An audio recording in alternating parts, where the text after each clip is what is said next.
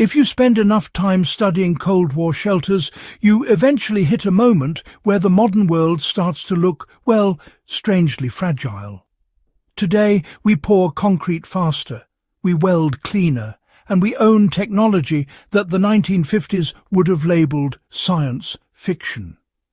Yet, in the archives, in forgotten military outposts, and in leftover civil defence sites across the Northern Hemisphere, there's one recurring detail that keeps turning up the same way every time.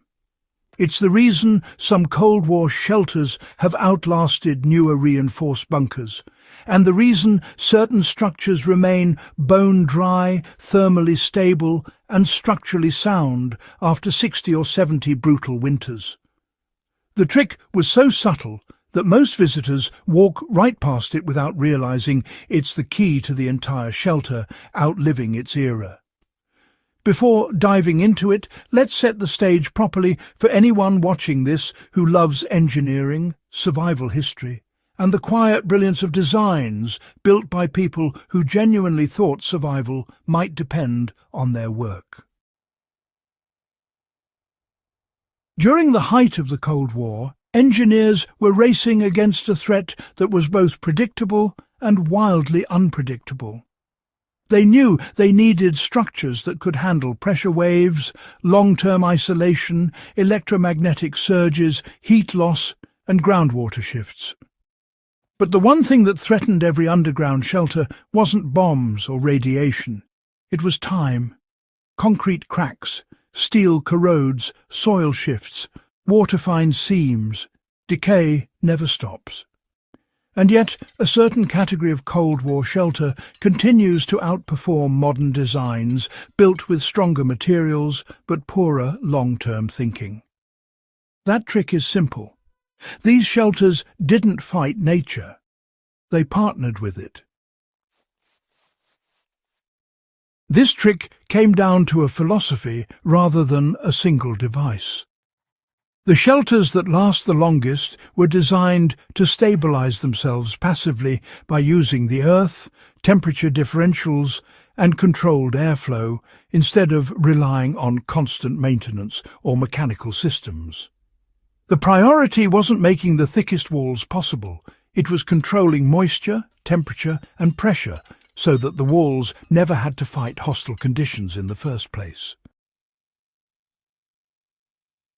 The biggest element was deliberate pressure zoning. Engineers understood that moisture always moves from warm to cold and from high pressure to low pressure. So instead of sealing bunkers into airtight capsules, which is how many modern prepper-style bunkers are built, Cold War designers built subtle pressure routes into the surrounding soil. These included gravel envelope layers, passive drains that required no pumps, and vent channels that equalized internal pressure with the temperature cycles outside. The result was a shelter that didn't sweat, didn't trap condensation, and didn't accumulate slow structural fatigue. For example, in Scandinavia, engineers used double-layered earth berms separated by a coarse gravel bed. This acted as a thermal buffer, slowing down freeze-thaw cycles so the concrete never experienced rapid expansion. It also drained moisture outward automatically. Decades later, these are the shelters that remain perfectly dry, while newer ones built without pressure relief layers suffer cracks and mould. You can apply the same principle today when building root cellars, storm shelters, or earth-covered storage.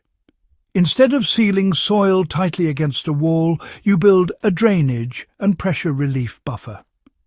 Dig your wall trench a bit wider, fill the space with angular gravel, and allow moisture to flow freely outward. This reduces hydrostatic pressure, prevents frost heaving, and extends the life of the structure dramatically. It's not glamorous, but it works because it follows the laws of thermodynamics rather than trying to overpower them. Cold War engineers weren't guessing when they wrapped massive amounts of earth around their shelters. They understood that Earth holds temperature extremely well, but only if it's allowed to equalize gradually. If you trap moisture inside that thermal mass, it becomes destructive. If you allow airflow to circulate through the outer layers, it becomes a stabilizer. This is why, many of the most durable shelters use ventilated earth coverings. Instead of piling compacted soil directly on top of the roof, they inserted layers of stone, sand, or even porous volcanic rock to encourage gentle heat and moisture exchange. It, essentially turned the entire earth mound into a giant insulating lung. Modern builders can adapt this by using drainage mats or permeable layers under earth berms. The method stabilizes temperature, so the structure inside stays cool in summer and warm in winter, without, stressing the walls. If you're building a small earth bermed workshop or storage shelter, you can use a 3-layer system wall, gravel drainage layer, compacted soil. That reproduces the Cold War approach with modern materials. The result is a structure that can last for decades with minimal maintenance. Mechanical ventilation was considered a luxury, not a foundation. The shelters that stand strongest today used passive ventilation shafts that worked with natural pressure differences. Because the air inside remained dry and oxygenated, the steel support frames didn't rust, wooden inserts didn't rot, and condensation never accumulated in corners. Today, people often build sealed storm shelters that trap moisture inside, and after a few years they smell musty or develop corrosion issues. The Cold War method solves this with simple physics. A low air intake near the floor and a taller warm air exit shaft creates a natural convection loop. Even a weak temperature difference is enough to move air slowly but steadily. Anyone building a homestead cellar, hidden storage room, or emergency shelter can copy this. All you need is one lower air inlet pipe and one higher outlet pipe, both protected from pests and precipitation. Once installed, the airflow keeps humidity predictable without electrical power.